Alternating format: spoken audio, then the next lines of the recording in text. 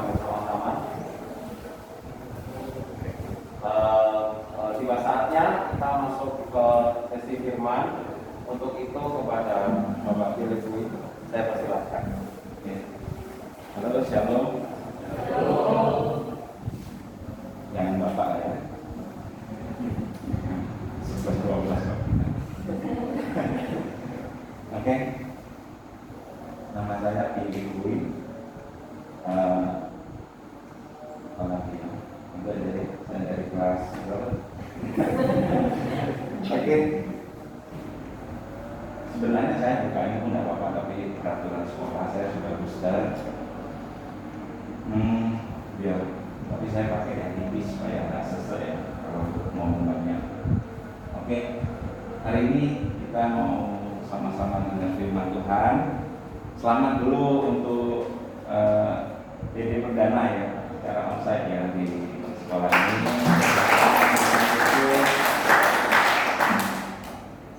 Semua karena Tuhan ya, tapi juga karena kalian gitu.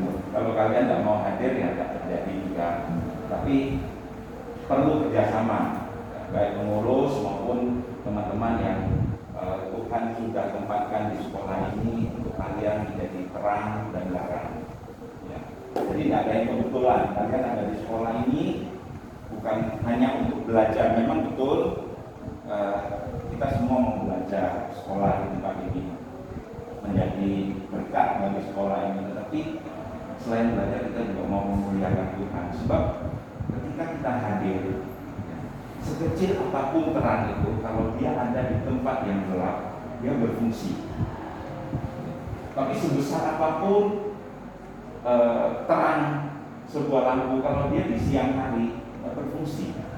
Gitu. Jadi kalau kalian ada di sekolah ini, Tuhan mau pakai kalian semua untuk menjadi berkat bagi teman-teman kalian, bagi sekolah ini khususnya. Oke, tidak berpanjang lebar, saya akan menyampaikan firman Tuhan yang sangat sederhana. Judulnya saya beri, kalau kalian suka judul, mau cetak boleh, Free Indeed. Ya. Free Indeed. Siapa yang tahu artinya free indeed? Kalau di bahasa Indonesia kan mungkin yang lagi viral seperti sekarang ini merdeka banget gitu ya. Bukan murah banget loh ya, jangan salah, merdeka banget. Nah kalau kita ngomong merdeka banget itu bukan kita mau pamer gitu ya. Tidak boleh, sekarang nggak boleh pamer, bisa masuk bui ya. Oke, nggak usah pikirkan yang situ. Oke, kita sama-sama mau merenungkan bagian ini ya. Free. Semua manusia ya, setiap kita pengen free. Semua kita ingin merdeka. Saya juga baca di setiap negara pun inginnya merdeka. Bahkan UUD kita, UUD 45 itu, merdeka itu adalah hak setiap negara. Jadi semua kita pengen merdeka. Kalian yang anak SMA juga pengen merdeka. Merdeka dari apa? Aku pengen kuliah ya, cepat-cepat selesai dari SMA, pengen kuliah. Merdeka dari seragam.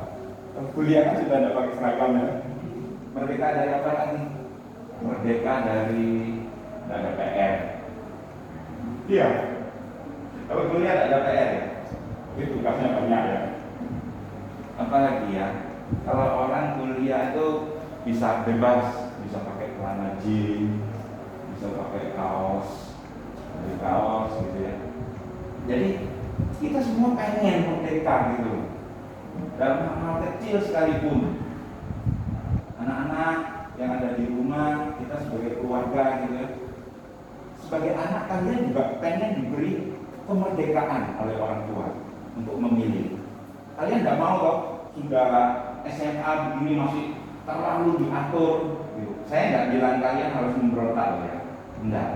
Tapi itulah manusia gitu. Kalau kita masih kecil, masih ya wes nurut tapi semakin dewasa kita seperti ada sebuah keinginan untuk merasa bebas gitu. Nah itu sebenarnya manusiawi. Bebas itu adalah manusiawi. Semua orang pengen. Tapi bebas yang bagaimana yang Tuhan mau? Ini yang akan kita renungkan, ya. Oke. Nah ada 3 hal penting yang perlu kita ketahui tentang kemerdekaan. Ya.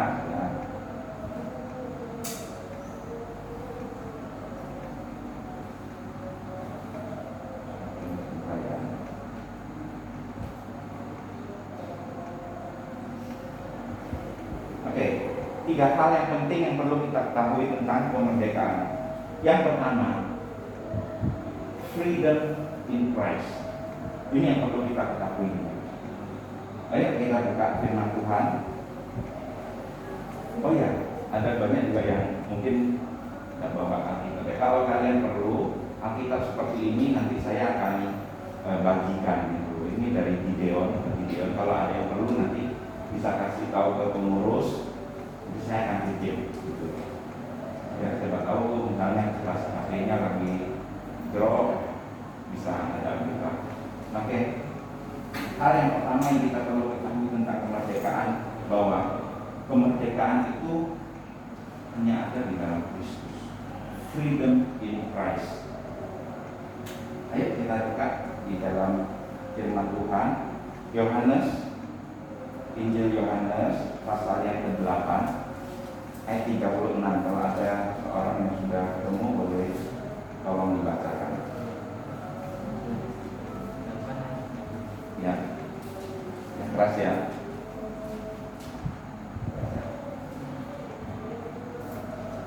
Yohanes 8 ayat 36.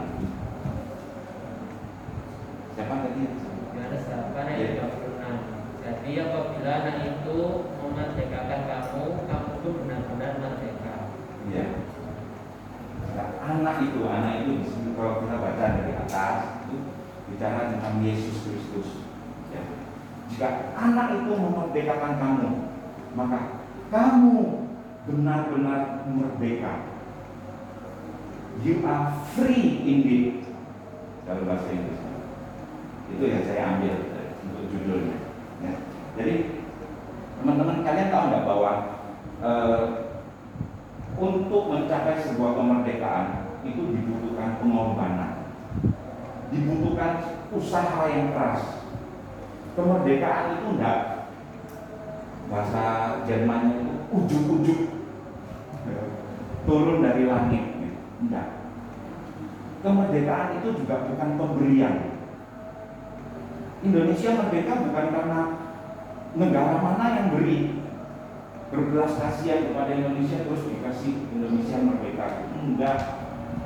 Kemerdekaan yang kita miliki itu didapatkan dari sebuah perjuangan, dari keringat, air mata, bahkan nyawa. Itu kemerdekaan. Jadi kemerdekaan itu bukan sebuah barang yang murah, tapi perlu sebuah perjuangan yang tanpa lelah. Nah, di Galatia 5 ayat 1 juga kalian nggak usah itu, nanti bisa baca di rumah.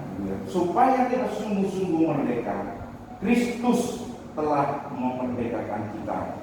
Karena itu berdirilah teguh, jangan mau dikenakan lagi kuk perhambaan dan sebagainya. Nah, jadi jelas sekali di Galatia ini juga ditekankan bahwa Kristus yang telah memerdekakan kita.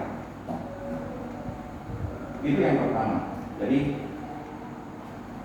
kemerdekaan itu bisa kita raih, kita dapatkan, ya, kita dapatkan itu melalui Kristus yang sudah berbuat untuk kita. Seperti Indonesia merdeka, itu ada orang-orang yang dulu yang sudah berjuang mati-matian untuk kita, para pahlawan. Jadi mereka berjuang sampai kita yang menerima, kalau bahasa Romawi itu kita menerima anugerah. kita menerima manfaatnya sekarang itu kita. Tidak ada kan teman-teman yang sampai berdarah-darah untuk merebut Indonesia kembali, tidak ada. Kita hidup di alam yang merdeka. Secara de jure, secara hukumnya kita ini sudah merdeka. Tidak ada satu negara pun yang bisa menentang itu, karena kita sudah diakui kemerdekaan kita. Tapi secara de facto, nah ini yang perlu dipertanyakan. Masih ada orang-orang yang belum merdeka. Ya tahu? Indonesia itu belum merdeka loh, secara de facto. Dari mana Om? Dari mana Kak taunya Indonesia belum merdeka? Ya, untuk minyak goreng aja kita belum merdeka. Ya, saya ajak kita untuk, karena kalian sudah mulai menanjak dewasa, mulai memikirkan bukan diri sendiri. Wah, mulai lihat Indonesia ternyata kayak gini ya, banyak persoalan ya. Secara de jure, secara hukum kita memang sudah merdeka, tapi secara de facto masih banyak yang perlu diperjuangkan. Kemerdekaan itu harus diperjuangkan, nggak bisa. Sekalipun sampai sekarang kita harus berjuang kok kemerdekaan. Jadi kata-kata kemerdekaan bebas itu bukan sebuah hal yang murahan. Ya, oke. Nah, itu yang pertama, freedom in Christ. Jadi kita tidak akan temukan kemerdekaan itu di tempat yang lain. Hanya di dalam Kristus kita bisa menemukan kemerdekaan. Yang kedua yang perlu kita ketahui tentang kemerdekaan, bahwa hidup bagi Kristus. Jadi yang pertama tadi, kita menerima kemerdekaan itu secara cuma-cuma, ya. Karena anugerah kita terima kemerdekaan itu. Ada seseorang yang sudah membayarnya untuk kita. Seseorang yang sudah berbuat sesuatu yang luar biasa sehingga kita mendapatkan manfaatnya sekarang. Tapi yang kedua, hidup bagi Kristus itu memberikan kemerdekaan yang sejati. Saya ajak kita untuk lihat Roma 6 ayat 17. Roma 6 ayat 17. Boleh satu orang bantu bacaan cewek. Roma 6 ayat 17.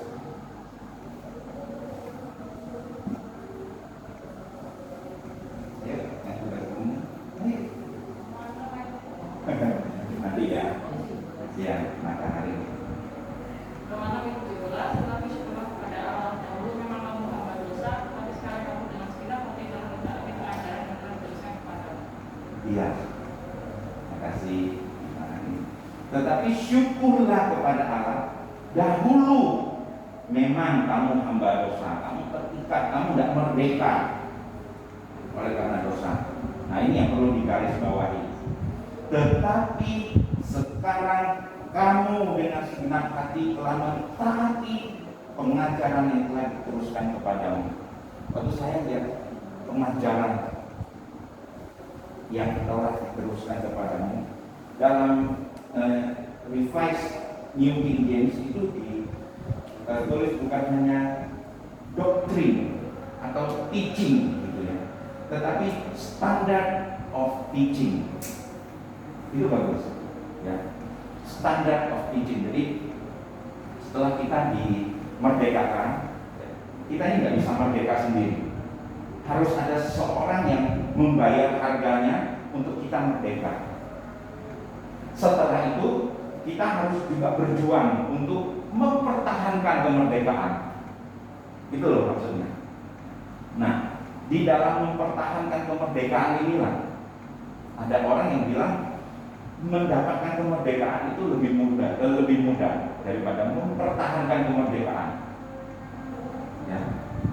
Jadi teman-teman, ini ayat yang ke Roma 6 ayat 17 ini bagus. Saya waktu mempersiapkan ini dapat berkat sekali. Nah, kalian bersyukurlah Tuhan mau memberikan firman ini kalian untuk mempersiapkan kita semua. Ya.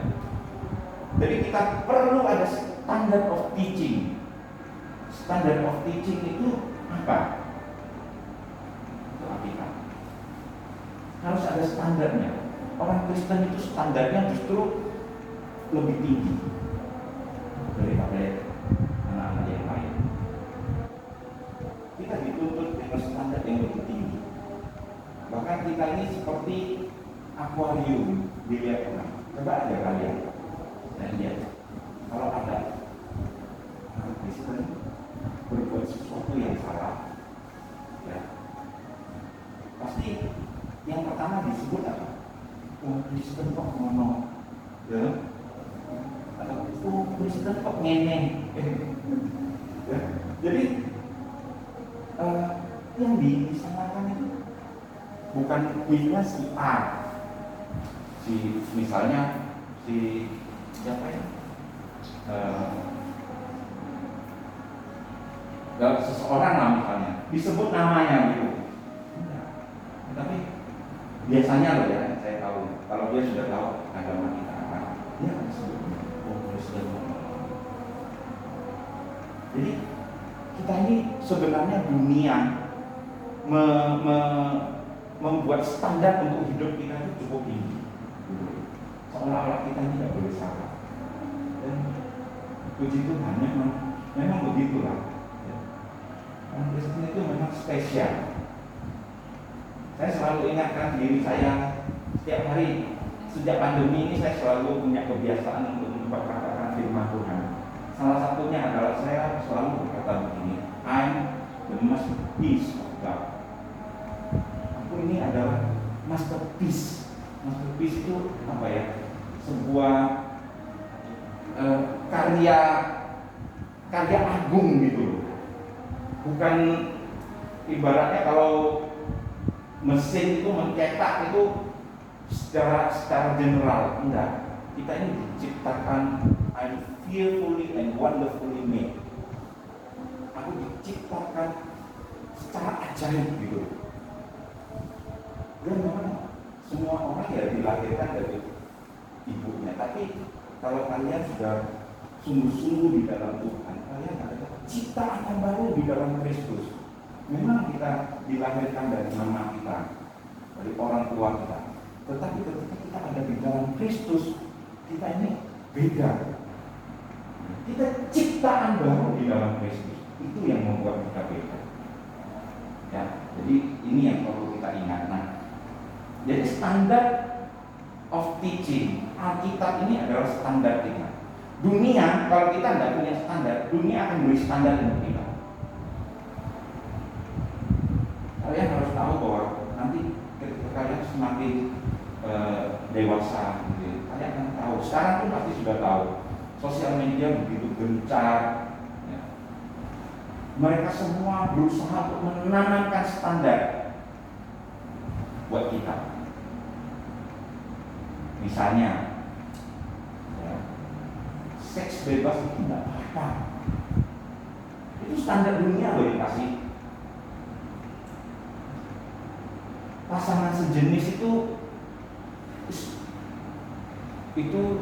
pilihan orang kok, jangan terlalu dipermasalahkan lah. Mungkin bagi kita yang baru pertama kali dengar, oh enggak lah. Coba aja kalian lihat. Kalau di luar negeri itu sudah ada paradenya, mereka pawai gitu kan, yang laki sama laki, gandengannya seperti orang pacaran lah gitu ya, cewek sama cewek. Hey, itu dunia yang real. Kalau kita jadi anak-anak Tuhan, kita bilang apa?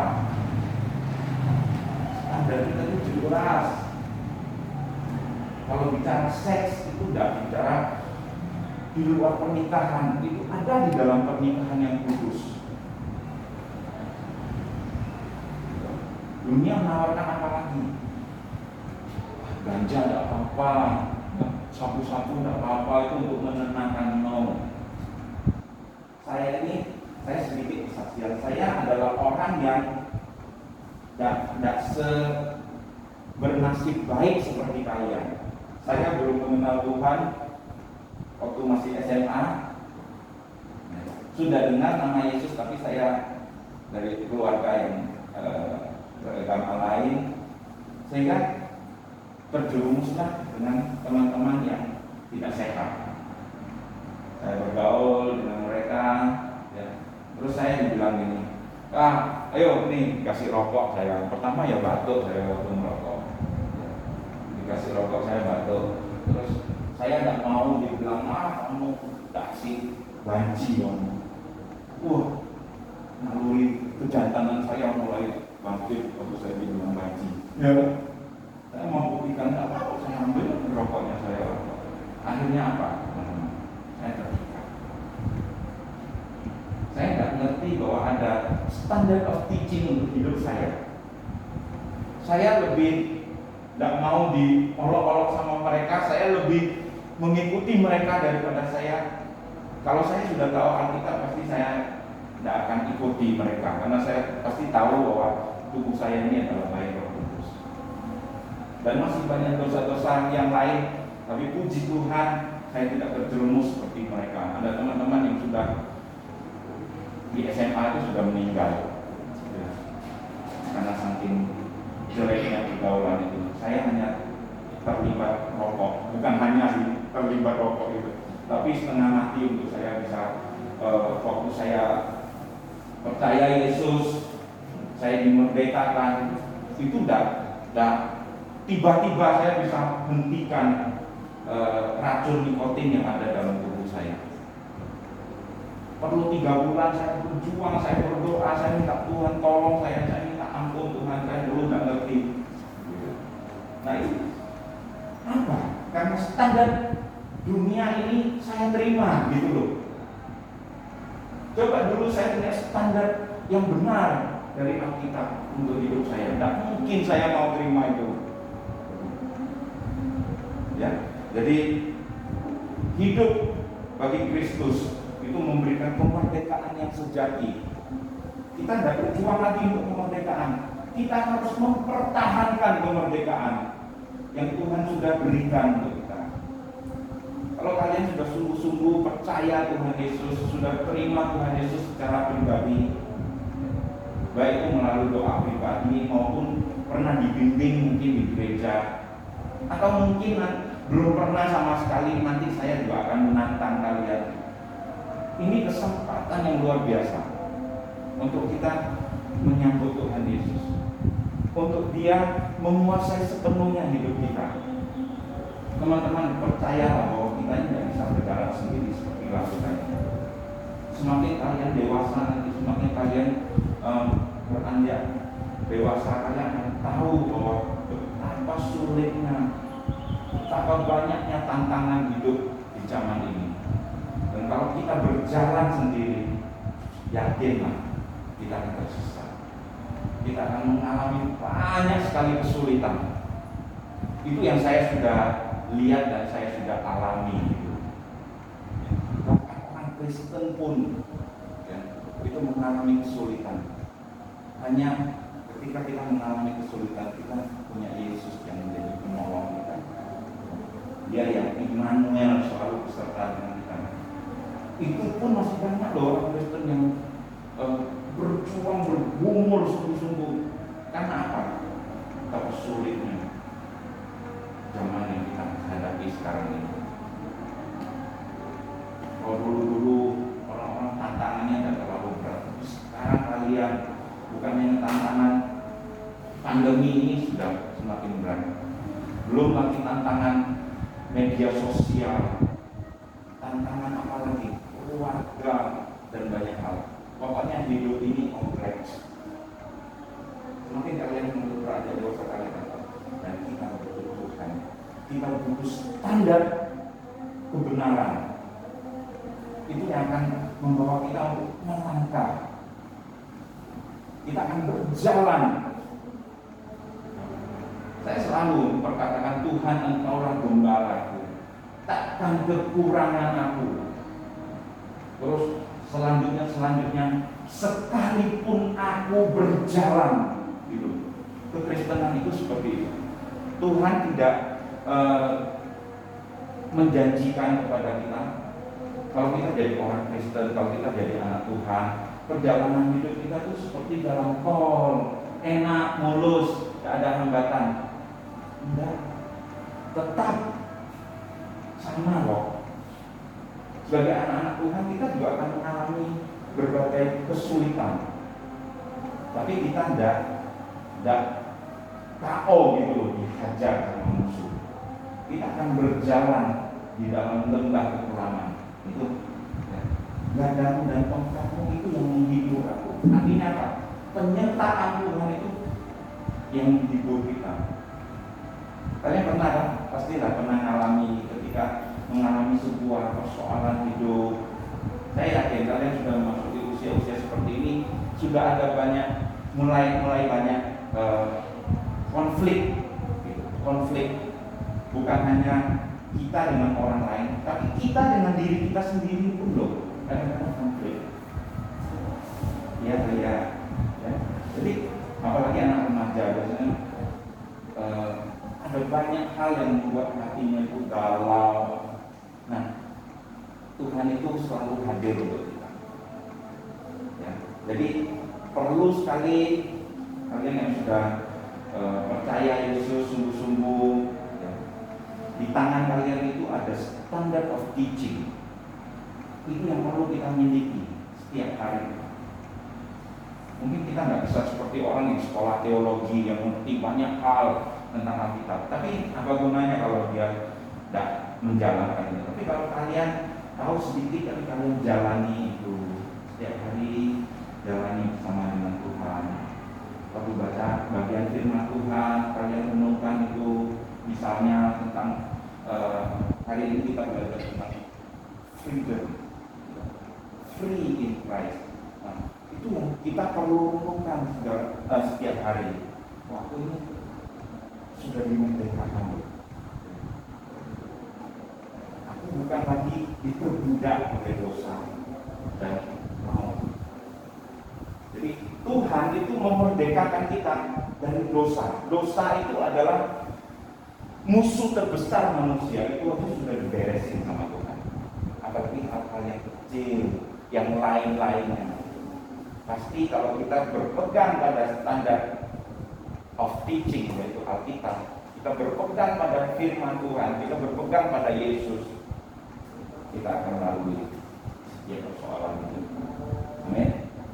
Nah, yang ketiga, ini yang terakhir, lega ya kalau dengar yang terakhir ya. Kita ini merdeka dari dosa, bukan merdeka untuk berbuat dosa. Sekali lagi ya, ini gongnya yang ketiga. Kita ini merdeka dari dosa, sudah merdeka. Yang saya tadi bilang de jure, secara hukum kalian itu meskipun cuma kayak gini aja potongannya gitu ya, tapi jangan lihat potongannya. Kalian harus tahu bahwa ketika kita ada di dalam Kristus, musuh itu tidak bisa berbuat seenaknya untuk hidup kita. Dosa itu tidak bisa tiba-tiba datang mempengaruhi kalian dan kalian jatuh gitu. Tidak, pasti dosa itu bergumul juga. Iblis akan bergumul juga terhadap kita. Dia melalui godaan-godaan. Dia tidak bisa tiba-tiba datang mencengkram kita. Tidak bisa, karena kita ini sudah milik Kristus. Tapi kalau kita beri dia kesempatan, dia akan menguasai kita. Ada seseorang berkata begini, kalau burung itu terbang di atas kepala kita tidak punya hak untuk kamu kenapa terbang di atas burung, tidak boleh. Ya. Tapi kalau burung itu hinggap di kepala kita, apalagi dia buang kotoran di atas kepala kita bisa tangkap dia, kita cekik lehernya. Kita bisa tangkap dia, kita bisa cekik lehernya, kita bisa bunuh dia. Karena apa? Itu sudah menyangkut bagian dari hidup kita. Ya. Tapi kalau dia masih di atas, terbang sana kemari, tiba-tiba dia buang kotoran, ya toh? Pas kita lagi jalan, kena, gitu ya. Itu memang kalian lagi sial. Ya. Tapi itu, jadi ngerti ya. Jadi kalau kita sudah ada di dalam Kristus, Iblis itu tidak bisa tiba-tiba hinggap atas hidup kita mempengaruhi kita? No. Tidak bisa, dia harus izin dulu sama Tuhan. Seperti kalau kalian coba baca Ayub. Kita ini lebih hebat. Ayub itu tidak ada Kristus yang berkorban untuk dia. Tapi kalau kalian, saya dan kita semua, Kristus itu sudah beli kita loh. Kita ini miliknya loh. Oke, lihat sini sebentar. Kita ini miliknya. Jadi iblis tidak bisa coba-coba untuk merebut kita. No. Dia harus izin sama Tuhan, sang pemilik hidup kita. Ya. Saya akan tutup dengan sebuah ilustrasi. Di sebuah kota ada dua orang saudara kembar. Boleh tutup sambil tutup akibatnya. Dua orang saudara kembar ini dididik secara baik sama orang tuanya. Tapi setelah dewasa, kedua orang ini sangat berbeda. Yang satu kakaknya yang kembar ini, akhirnya karena dia sekolahnya baik, pergaulannya baik, dan sebagainya, dia mengikuti nasihat orang tuanya, dia sungguh-sungguh percaya kepada Tuhan. Akhirnya dia menjadi seorang hakim yang terkenal di kota itu. Dan adiknya justru dari keluarga yang baik juga, cuma dia punya pergaulan yang jelek, hidupnya dia sia-siakan, dan ujung-ujungnya dia menjadi seorang penjahat dan pembunuh di kota itu juga. Kakaknya sudah berusaha untuk kasih tahu ke adiknya kalau ketemu gitu ya, ayolah, jangan seperti itu. Aku ini saudaramu, aku ini punya kedudukan di kota ini, tapi tidak didengar sama dia. Dia sudah berusaha membujuk ya, mengajak adiknya itu untuk ayolah di jalan yang benar, tapi adiknya ini tetap tidak mau. Sampai satu hari adiknya ini benar-benar terlibat dalam sebuah kejahatan dan akhirnya ditangkap sama polisi. Singkat cerita, masuk dalam persidangan. Dan kebetulan yang menjadi hakim pada saat itu adalah kakaknya sendiri. Kakaknya ini sangat terkenal, ya, kalau menghakimi selalu adil gitu, A ya A gitu.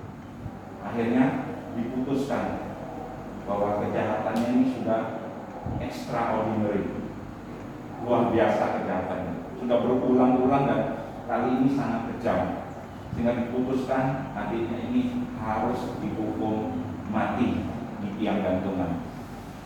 Kakaknya waktu ngomong itu, satu sisi dia lega karena dia bisa memutuskan sesuatu dengan fair. Biasanya orang memutuskan sesuatu kan kalau sudah terkait dengan saudara, dengan kroni-kroninya itu kan biasanya tidak bisa fair. Tapi dia bisa fair, hari itu dia bisa memutuskan harus dihukum mati di tiang gantungan. Setelah diputuskan, akhirnya adiknya ini dimasukkan penjara untuk menunggu waktu yang tepat. Nah, kakaknya ini tidak bisa tidur, saudara, teman-teman. Karena apa? Dia sudah memutuskan sesuatu terhadap adiknya sendiri, darah dagingnya, sedarah dengan dia.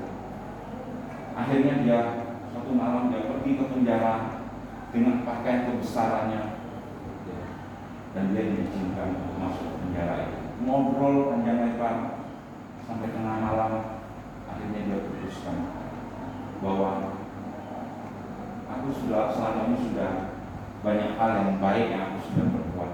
Sementara adikku ini sepanjang hidupnya dia selalu melakukan hal-hal yang jahat. Tidak fair. Nanti kalau aku masuk surga bagaimana gitu? Aku tidak bisa memikirkan adikku yang ada di neraka. Aku sendiri tersiksa. Dalam hatinya seperti itu. Akhirnya dia bilang sama adiknya begitulah. Sekarang aku mau kita substitution. Aku mau menggantikan kamu di sini. Aku dia buka baju jubahnya, dia pakaikan ke adiknya, dan baju adiknya, baju tahanan itu dia pakai. Terjadi kebatian, dia bilang ke adiknya, mulai hari ini kamu keluar bebas, dan aku yang akan menggantikan kamu. Fair nggak ada? Sebenarnya nggak fair, tapi itulah kasih. Itu yang Kristus lakukan untuk kita. Ya.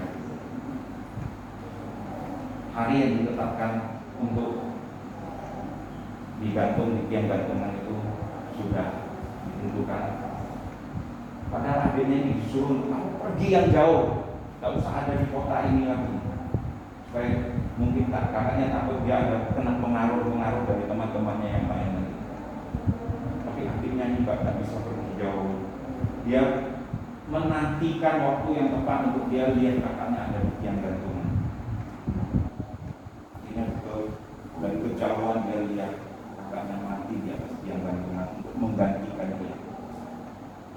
Dan tahukah bahwa mulai hari itu dia tidak lagi terpaksa untuk melakukan sesuatu yang kakaknya selama ini suruh dia lakukan ini, lakukan itu, tidak.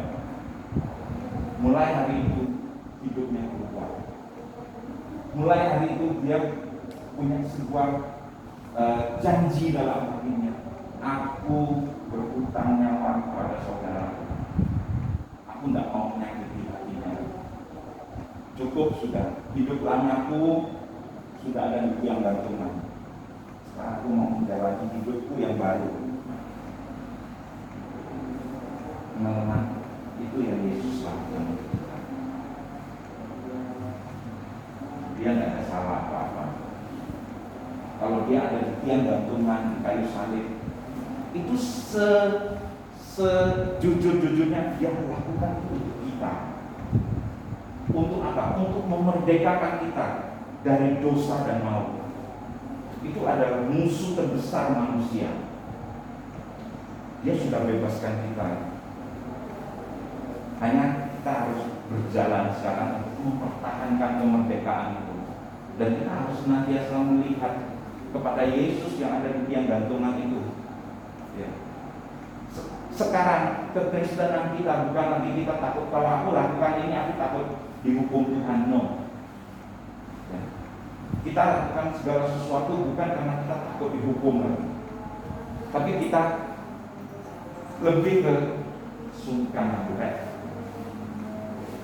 kalau di Yesus, aku sungkan kalau aku buat ini, ya, aku malu sama Tuhan yang sudah mati digantung untuk aku. Seperti adiknya itu, dia setiap kali mau buat salah lagi dia akan berpikir 1000 kali untuk melakukan kesalahan.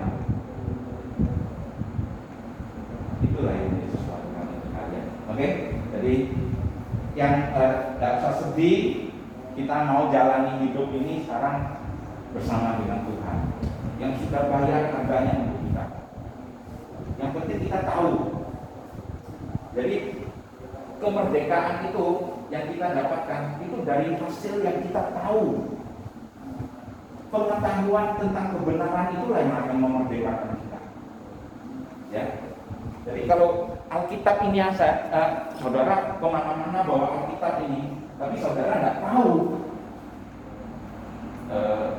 standar of teaching-nya itu tidak ada gunanya. Tapi kalau kita tahu, meskipun kita tahu sedikit, tapi kita, wah ini yang harus aku lakukan, itu akan memerdekakan kita. Misalnya sedikit contoh lagi tentang mengampuni. Kita terus beranjak semakin dewasa, kita akan banyak les sama orang, ya, sama teman-teman. Kadang-kadang menyakiti hati kita. Nah, kita ajarkan apa tentang hal itu? Kita harus mengampuni. Sekalipun sakit loh. Ya. Mengampuni siapa? Teman-teman kita. Yes. Mengampuni siapa? Musuh-musuh kita. Itu lebih tinggi lagi standarnya.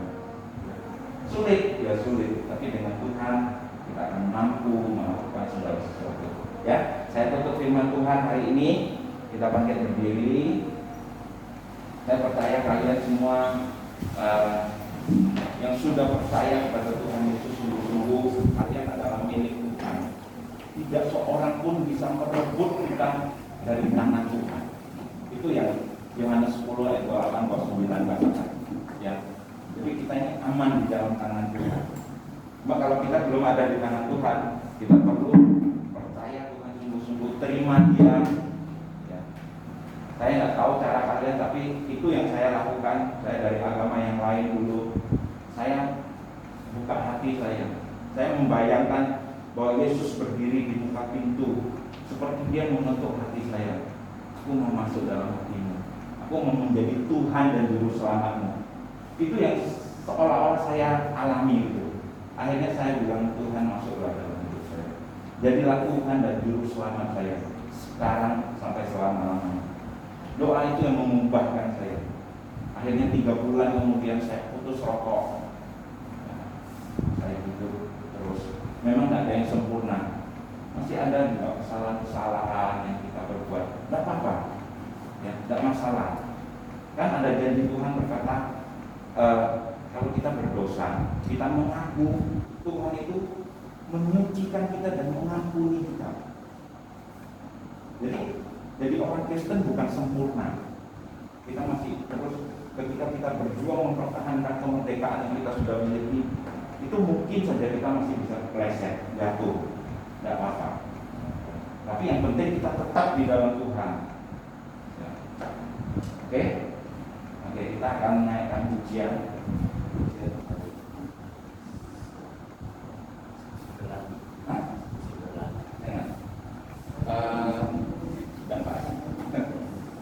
Ada yang pernah dengar lagu ini, Into My Heart. Saya mau mengajak kita untuk sekali lagi pastikan bahwa benar-benar Yesus itu sudah memerdekakan kita. Meskipun kalian yang pernah sudah menerima Tuhan Yesus secara pribadi, oke.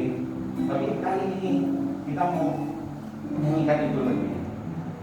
Nanti ikuti saya kalau itu.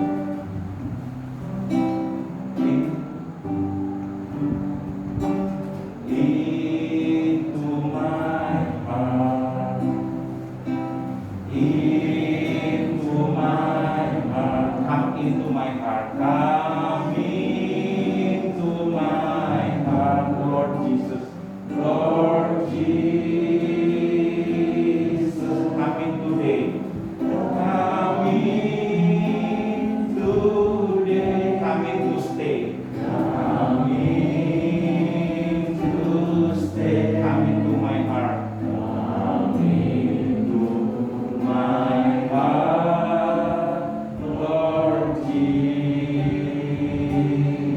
Sekali lagi, kami into my heart, into my heart. Sambil fokuskan pikiran kita dan hati kita. Into my heart, come into my heart, come into my Lord Jesus, Lord Jesus, come in today, come in.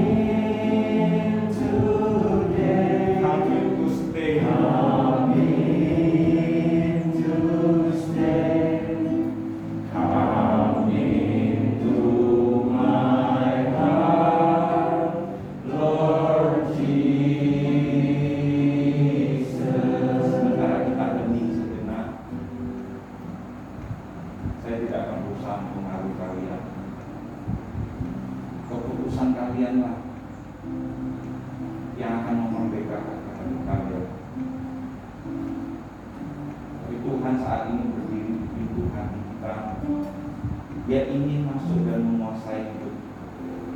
Dia ingin menjadi Tuhan dan Juru Selamat kita, menjadi pembebas kita. Dan itu tidak bisa dilakukan oleh seorang manusia sehebat apapun, kecuali Dia yang dari surga datang menjadi anak manusia yang disalibkan, mati menggantikan kita. Hanya Dia yang sanggup untuk memerdekakan kita. Teman-teman, kalau kalian rindu untuk Tuhan masuk dalam hidupmu, kalau engkau belum pernah selama ini mengundang Dia masuk menjadi Tuhan dan Juru Selamat, Dia ingin, Dia mau untuk masuk dalam hidup kita. Oke, saya tidak akan buka mata juga. Tidak ada seorang yang buka mata semua tutup mata. Hanya Tuhan yang melihat kita saat ini. Kalau kalian rindu, saya mau supaya dengan sebuah respon yang sederhana, kalian boleh angkat tangan satu dan satu tangan taruh di dada. Saya hitung sampai 3, setelah itu kita akan berdoa. 1, 2, 3. Kalian yang mengangkat tangan, saya juga tidak tahu, boleh berdoa bersama dengan saya. Tuhan Yesus, boleh bisa boleh pakai suara. Tuhan Yesus, saat ini aku membuka hatiku untuk Tuhan Yesus masuk dan menjadi Tuhan dan juru selamatku sekarang dan sampai selama-lamanya. Mulai hari ini aku menjadi anak-anak-Mu. Aku telah dimerdekakan dari dosa dan maut. Terima kasih Tuhan. Amin. Terima kasih. Saya berdoa untuk kalian. Tuhan, terima kasih. Kami bersyukur buat firman yang sederhana yang kami sudah dengar. Tapi firman itulah yang memerdekakan kami. Dan saat ini Tuhan, setiap anak-anak-Mu, kami yang ada di tempat ini, Engkau meteraikan kami Tuhan. Kami menjadi milik-Mu selama-lamanya. Pegang tangan kami Tuhan, menghadapi berbagai hal di dalam dunia ini. Ada banyak kesulitan, tantangan hidup yang akan kami alami. Tapi kami tahu kami tidak pernah berjalan sendiri. Sebab ada Tuhan, Gembala kami yang baik, yang senantiasa beserta dengan kami. Bahkan Engkau Immanuel yang beserta dengan kami. Terima kasih Tuhan, terima kasih untuk kebaikan-Mu, untuk korban-Mu di atas kayu salib. Itulah yang memerdekakan kami. Di dalam nama Tuhan Yesus, kami juga memberkati sekolah ini, memberkati persekutuan doa di tempat ini Tuhan. Engkau terus yang bersinar, Engkau menggerakkan hati anak-anak-Mu ini Tuhan, untuk mereka semakin giat menjadi contoh terang-Mu dan garam di tengah-tengah sekolah ini. Berkati sekolah mereka Tuhan, berikan hikmat, kepintaran untuk anak-anak-Mu Tuhan, sehingga mereka boleh cemerlang apapun yang mereka lakukan, semua untuk kemuliaan nama Tuhan. Dalam nama Tuhan Yesus kami sudah berdoa. Amin. Tuhan memberkati kalian. Baik, terima kasih.